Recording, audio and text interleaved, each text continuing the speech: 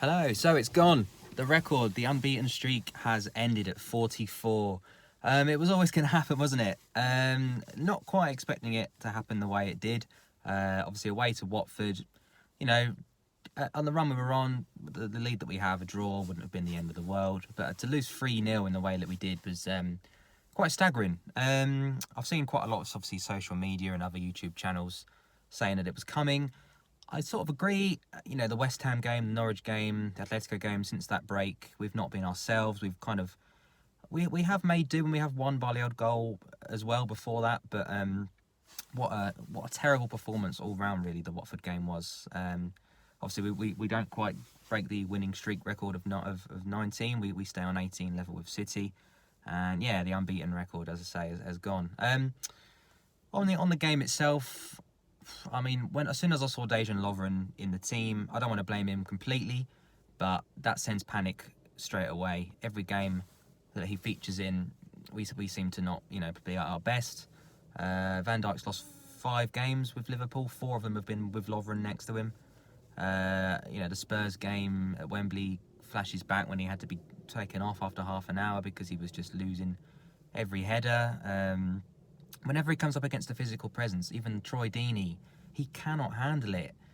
The first goal when he's kind of shuffling with him, Sarr gets in front of someone gets in front of Van Dijk to cross it in, and Sarr gets in front of Robertson to score. So it's not just Lovren. Van Dijk and Robertson should have done better, but Dejan Lovren, I'm not sure how he's still getting a game. I think Matip had been coming back from injury and coming on in the last few minutes of games. I would expect if Gomez was injured that Matip would come in first. But no, I mean, it almost felt like Klopp thought, well, I haven't played Lovren for a couple of months, so I kind of need to play him. And underestimated Watford, I think. I mean, Gomez played against Chelsea, which I'll come on to, which was a brilliant result as well. But I think now we're getting to the point where all the players that were there when Klopp came in, he's kept, the best of the worst, if you like. And now this summer, I think we really need to ship them out now. The likes of, I like Lallana, but I think he will be the one to leave in the summer. I think Milner should have gone this year. He's a quality player and he's good to be a coach, but he's not going to be playing in the next 2 years for me in the first 11. So yeah, the likes of Lovren, I think, need to be moved on now. We need to be buying better. Obviously, we've I don't want to put it out of context. We've been an amazing season. We're still in line for the title. We're still in the Champions League as it stands. We've already won two trophies this season. Champions League at the end of last season. So it's it's not all doom and gloom. But even the second goal from a throw in, Lovren and Van Dijk getting out sped, really high line. Alisson comes out, almost cost us a goal in the first half. And then the third goal, which was the most surprising of the 3 for me, you see Trent does a pass back to Alisson, which goes straight to the Watford player. And his reaction is just to walk. And you think, well, okay, so they pass it back to Deeney, who Alexander-Arnold should have followed, and he bends it in into an open goal. And you think, well, Trent, if you've just made that error, you should be busting the gut to get back and marking Deeney. He walks back. And the time he's back, Deeney's curled it in the top corner. So, yeah, really unlike him. Really surprised at that reaction to giving the ball away. It was almost like they'd already knew it was gone at 2-0, and it was no way back. So, I think the manner of the defeats that we've had recently is the fact that we haven't scored and haven't looked like scoring. I think that's the main concern. I mean, obviously we've built our season on a really good defence, but not even scoring a goal.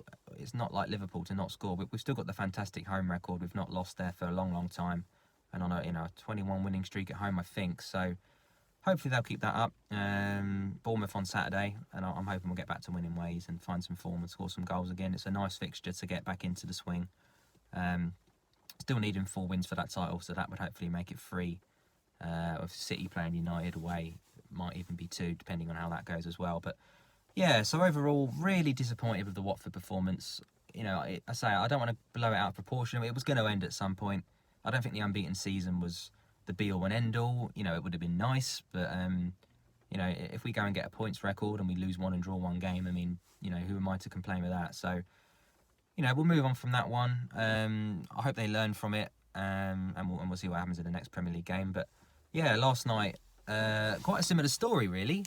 quite a strong team for the FA Cup. You know, the likes of Mane, Fabinho, 3 of the back 4 were the usuals, and I expected more. I mean, the likes of Minamino were just ineffective. Origi had his moments, but again, I think after that first 11, you can't expect them to be performing 9, 10 out of 10 every week. They're gonna dip, and the backup to that first 11 is not anywhere near the same quality, and there's no real competition for places. If that first 11 is fit, that first 11 plays, you know, there's no one that's going to be knocking on the door for Firmino if he hasn't scored in, you know, so long. There's not really any other striker that's going to knock him out. I know he's not all about goals, but, you know, his performances haven't been great at times. Sometimes he's been excellent, but there's no competition. You know, Salah and Mane, who's going to knock them out of the team? Chamberlain will come in if they're injured or need a rest, Origi as well, but the quality difference in that position is so huge. You look at Man City, they've got maybe a bit extreme with the whole financial fair play, but they've almost got 2 world-class players for every position. So, I think, you know, you talk about Sancho and Werner, and you think, well, they're not going to come to sit on the bench. Well, what team in the world are they going to go to and guaranteed to play every week if they want to win trophies? You know, Barca's front 3 is taken. You know, Madrid have got a lot of options. Man City have got a lot of options. You know, there's a Bayern Munich, but you know that's the only real place you can see them going straight into the team. But yeah, I mean the goals last night again. I mean, you know, Adrian comes in. We know he's got an error in him. He's okay. He's a decent backup goalie, but you know, it just shows you. Imagine if he was. That's what we had as first choice for a few years, wasn't it? With Mignolet and Karius. You can't just give a goal in such a simple catch. You can't give that away. So you almost start to think, is he good enough? Say Alisson, I know he did a good job in the start of the season when Alisson was injured, but you know, if over a long period of time, he would cost us points. He would cost us, you know, trophies if we had to rely on him. So yeah, disappointing. The first goal was obviously him. We did kind of play ourselves into trouble. We played it out from the back, played ourselves back into the middle, right across our goal. And when we lost the ball, we conceded. So, you know, there were positives. I think Neco Williams was excellent at right back. I think defensively and going forward, he looked really strong. In quite a high tempo game. Chelsea played quite a strong team as well. But yeah, Jones wasn't as effective as I thought he would be. Minamino was pretty average. And yeah, you put in on Salah with 10 minutes to go, 2-0 down, and you're thinking, well, you know, either put him on with half an hour to go, give him a chance of doing something, or don't bother giving him a game at all. Don't sort of give him 10 minutes at 2-0 and chase a hopeless cause. So yeah, I think the bubbles burst a little bit. We were all on a high, weren't we? But you know, the Barkley goal for me was the worst of the 2. I mean, he's picked the ball up in his own half. You know, we've got back Van Dijk and Gomez was all over the shop yesterday. I don't know what happened to him, but Van Dijk and Gomez and Robertson just backing off. Oh, he shot. Oh, he scored. You know, bring him down. Put a challenge in. He's got the ball in his own half and he's run through the entire bloody team. It's not acceptable. I'm not too sure what's happened to him. I don't know if they've taken their half the ball, if they've dropped the level, thinking that, you know, oh, we're better than we are.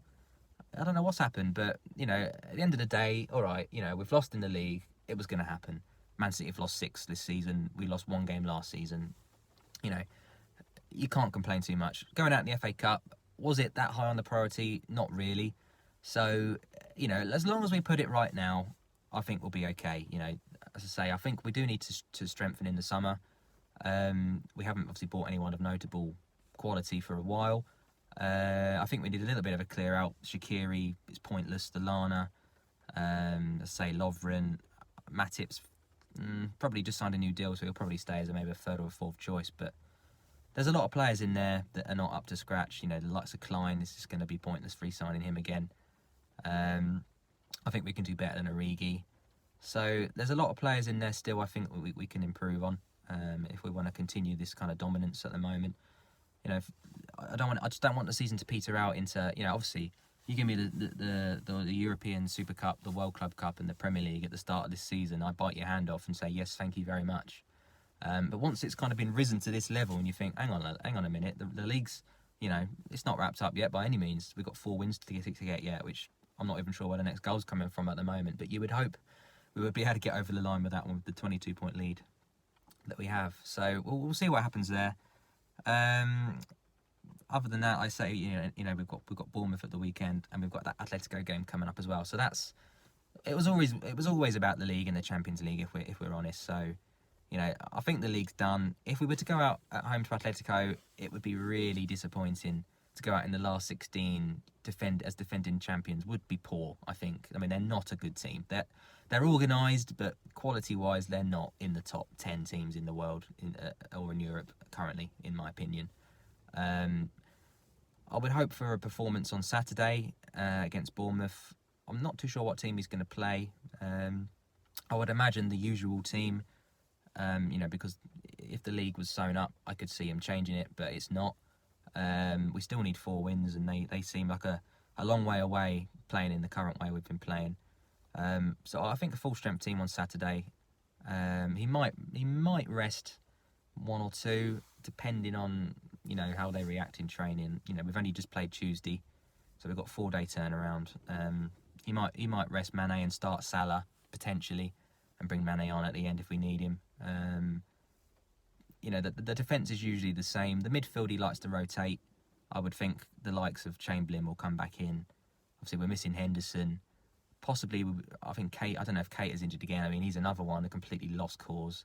What a waste of money he was, really. Up to the end of, I'm at my end's wit with him. He's of no quality at all. He's a really poor player. What a waste of money he was. I think we need to get rid of him in the summer. If we can get back 40, 30 mil, I think we need to reinvest that back into a better centre midfielder to replace him, Lallana, Milner. Because when you're on top of the world, you need to make the most of it. Look at Madrid. Barcelona. When you're at the top, you flex your muscle and you get the best player in the world in the door to keep you at the best team in the world. As soon as you stop signing players, like similar to what United did when they were on top, they stopped signing anyone. They sold Ronaldo. They didn't buy anyone of any note for a couple of years. Suddenly everyone gets sold together and your whole team is back to being average again, and it's a long way back. So I think, let's put it into perspective. We're still top of the league. We should win the league. We've got a big game against Atletico, which pretty much makes or breaks the remainder of the season for us. I would hope we could go through, a 1-0 win in extra time, a 2-0 win or a 3-1 win would be good. So we'll see how they react in the Bournemouth game and see if we get the form back for Atletico. But yeah, other than that, that's pretty much it from me. Hopefully the boys improve, because I've not recognised my team the last few weeks. I've gone into matches thinking, am I going to see my Liverpool today? Am I going to get a performance? And the last 4 games, Atletico, 5, Atletico, Norwich, West Ham, Watford and Chelsea. It's not been great, is it? So West Ham was probably the best, obviously, with the win and scoring 3 goals. But yeah, I'd like to see us reset, if you like. We had a nice rest from the slog of the season. I think it's time that we got back on form and put, let's be honest, a pretty average Bournemouth side to the sword. I think this weekend, get back on form, go through against Atletico, and hopefully the best case scenario, we're in the quarterfinal of the Champions League. We'll be 3 wins away maximum from the title. So bring it on. Let's improve on things, guys. And yeah, hopefully next game I can talk about a goal. Cheers.